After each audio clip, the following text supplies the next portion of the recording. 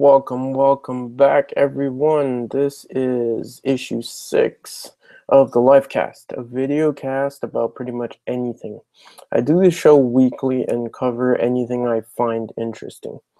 Now, before I get started this week, I wanted to give a shout out to Code Academy. Code Academy is a site you can join for free, and they have courses where you can learn to code.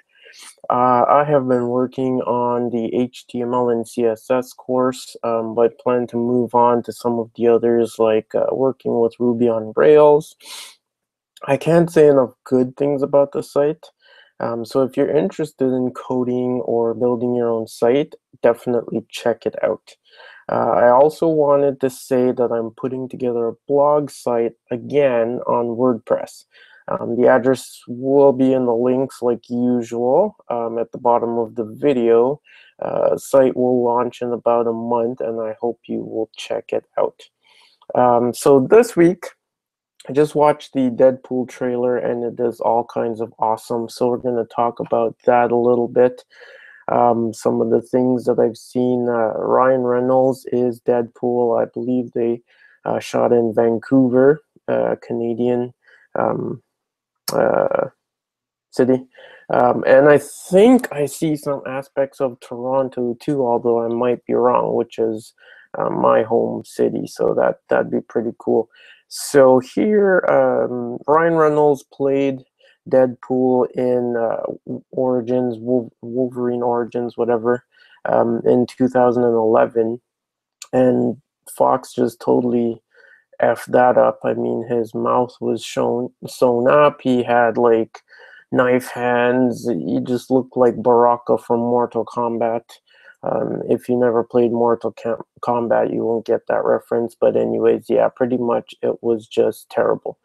So this Deadpool is, it's straight up like the comics, the suit, the look, the backstory, I believe, is pretty much there. So I think they're going for, I think it's going to be wicked. Ryan Reynolds was all for it. I think, he's a self-professed lover of that character of Deadpool. And so I think he wanted to do right by the character, do right by the fans, which I think we're going to get. The trailer, it looks awesome. So can't wait for that. In the trailer, we see all kind of things that are good, straight out of the comics. So that ties back to a lot of things. Fans of the comics will love it. We get a shot of Colossus, so he looks different from the character has been shown in previous X-Men movies. Now he's like towering and all organic steel, and he's got that flat top, and it looks awesome. We get also another mutant, what is it, Negasonic teenage. I'm not really big on that character so much, but she's in there. We get Deadpool with, of course, his humor and his mercenary skills that are just off the hook. We get TJ Miller, who is for me, I know him from Silicon Valley. Love the character, love the actor. He's just funny as hell, so he's in there. The producer of the movie has already been asked about why Cable wasn't in this movie. And he has promised if there is a sequel, which I think there will be, because I think this movie is just going to be huge. So there will obviously be a sequel, and he has promised if there is a sequel, Cable will be in there, which I think is awesome because Cable and Deadpool are, pretty much linked. And that would also, tie into the X-Men because Cable is Scott Summers' Cyclops' son. So we get that aspect, and he's a time traveler, so it would introduce that. It makes sense that they wouldn't introduce him in the first movie because the first movie is introducing us to Deadpool, giving us his backstory, and it's kind of all about Deadpool. So having Cable in there would sort of share that. And you don't want to do that. You want to introduce the Deadpool character and just have fun with it. So he's in there. We get a couple of other characters from Deadpool's sort of from the comics, like Ajax and I think Angel Dust. I'm not too familiar with Deadpool. I haven't been a full follower of all his comics, so those who read the comics will know who those characters are. But the trailer just looks awesome. It is R-rated. It is graphic. It is grittier. It is more adult.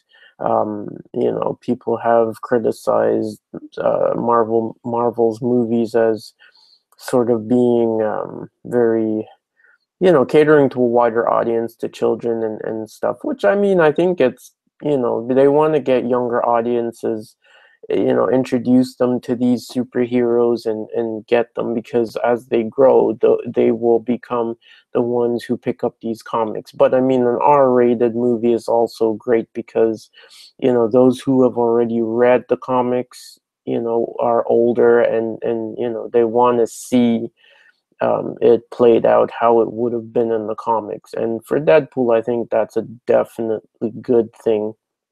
So there we go. Looking forward to that movie. If you haven't seen it already, search for the Deadpool trailer, the red band version on YouTube, and check it out. The next thing I wanted to talk about this week, and it might be a little shorter in this issue, but we'll see. We'll see at the end.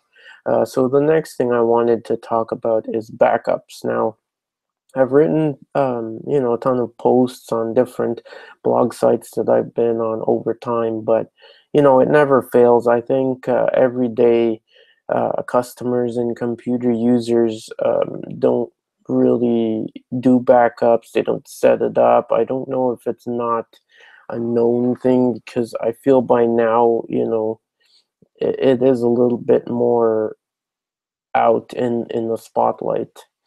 You've got, virus, malware, and the new sort of prevalent exploit right now is ransomware, where, you get an email with an HTML file or something like that, and it encrypts all your data. And then you get a message asking you to pay money in order to get the decryption key in order to get your data back. Now, if you're doing backups, and there are many forms, there are local backups and cloud backups, we'll get into that also.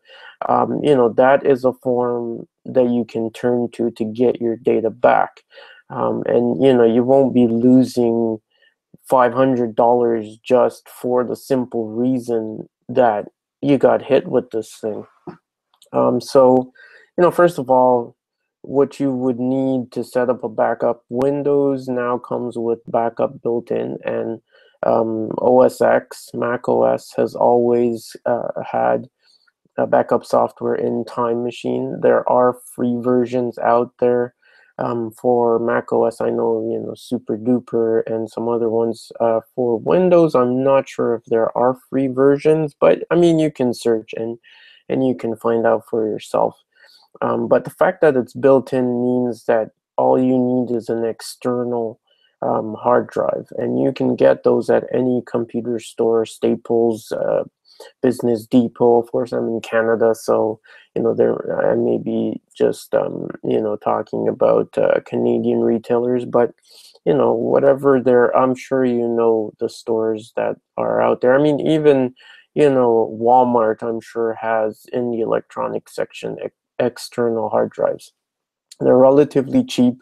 I'm sure you can get a 1 terabyte drive, which should be more than what you need for, around $100 or so. Which, if you look at something like ransomware, where you get hit and you're going to be paying, I think, around $500, that's definitely a way to save yourself some money there. So that's a local backup. You would get an external hard drive, hook it up to your computer. On Windows 8, there is the file history, which once you enable it, will back up your data files every hour, whatever is changed. And this will also save you if your computer crashes, or you have a hardware malfunction, you will be able to get those files back. If you deleted a file, or you saved something where you want to retrieve the original before you made an edit, this should enable you to do that. Now, Windows 7 also does what's called a system image backup, and that is good because it backs up your settings, your software, and your data also. It does a complete system. So when you restore it, it will put your computer back to the way it was on the day that that backup was run. So this, prevents you from having to search for software disks and serial numbers and redoing all of your settings all over, and installing your printers and scanners and all kinds of stuff like that. Windows 10, I do have it, but I haven't gone in there to see what kind of backup they make available.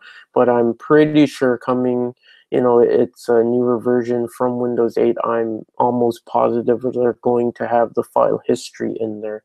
Now, once my blog site is up, I will put up a post on doing the backup, so you can always check there to find out some more information. Now, on the Mac OS side, again, you plug in your external drive, you open your Time Machine, and you turn it on. It's pretty much automated. It starts backing up your machine. I'm not sure how often, maybe every hour or something like that. And with Time Machine, it does both the system and the files. If you delete a file or edit a file and you want to retrieve it, you can go into Time Machine and it will have all the days. You go to it, you select the files you want, and you restore them. But if let's say your hard drive, for example, died and you put a new one in, when you're doing the installation of the OS again, it will ask you if you want to restore from a Time Machine backup, and that will put back all your software, your settings, your data, and everything. So, very good to have. For instance, if you got hit with ransomware, you could restore your system to the time before you got hit. So, if you got infected today, you could restore it from yesterday, and there wouldn't be any infection. You would have all your files and you wouldn't have to pay anyone anything. Now, there's also online backup, or cloud storage, as you may know. There is Dropbox. Microsoft now offers OneDrive. Google has Google Drive, I think, and Apple has iCloud. Now, Apple's version, you don't really see the sort of folder structure. So it's a little bit different from the others, but you can have all of them together. You don't have to pick just one. Now, Dropbox, I believe, still offers 2 gigs for a free account. Microsoft OneDrive gives you 15 gigs for a free account. Google Drive, I believe, is the same. That's another 15 gigs. And Apple gives you 5 gigs for a free account. You can also pay any of them to get more storage. And I know with OneDrive from Microsoft, if you install the mobile app and you set it to back up your camera roll, even if you then turn that off afterwards or whatever, it offers you an extra 15 gigs. So you go from 15 gigs to 30 gigs of storage space. And Flickr, which is a cloud storage, but that is just for your pictures and videos. That offers you 1 terabyte on a free account, which is enormous. And if you have a combination, you would be putting your video and pictures onto Flickr, which means they would be excluded from the others, which would save you space. And so, you don't just have one. You don't just go with the free cloud option and not do the local backup. It's always good to have at the least two backups. So you would have your local backup and you would have your online. Now, there are online computer backups. I believe Carbonite does it. And there are some others. You can check that out.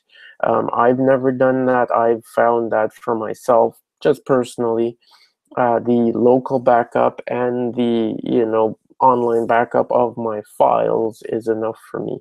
Now, the reason you would want to go with the online computer backup is that if you were to have a fire or your external drives can fail because it is hardware, then you would lose those backups.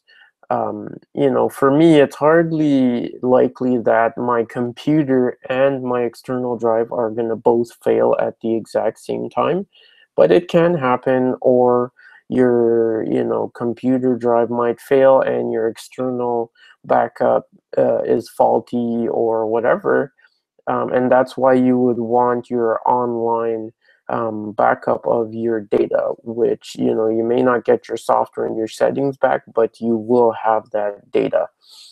So there are lots of options out there, lots of free options also. So no one should ever say that they don't have a backup solution in place. I've had family and friends call me, their MacBook Air died, or their, Windows 7 computer died, or the hard drive failed, or it tumbled down some stairs. The first question I ask, are there any backups? And of course, the resounding answer, no, which means, it's going to make it a very difficult process. You may lose the files, they're just gone. Another reason you may want to have Flickr, if you're any type of photographer, even if you're not doing backups because you have all your pictures on an external drive or something like that. I've had friends who a drive died and there went 1 terabyte of pictures, 10 years worth of pictures. And so if you had that on Flickr, there you go, you would be able to retrieve them. Flickr also does full resolution. You can upload your full resolution pictures. It is not compressed or made smaller. So yeah, there you are able to set up a Facebook account and you can put pictures there also. Like I said, having only 1 or 2 backup solutions, you always want to have more. So I think if you don't have a backup system in place, it is definitely time to think of what you want to do. And at the very least, before you put something in place, at least look at the online options and get your data, up there. So at least you have a copy of it. So that's it for this week. We'll be coming to you next week with issue 7. Hope you check it out and talk to you guys later.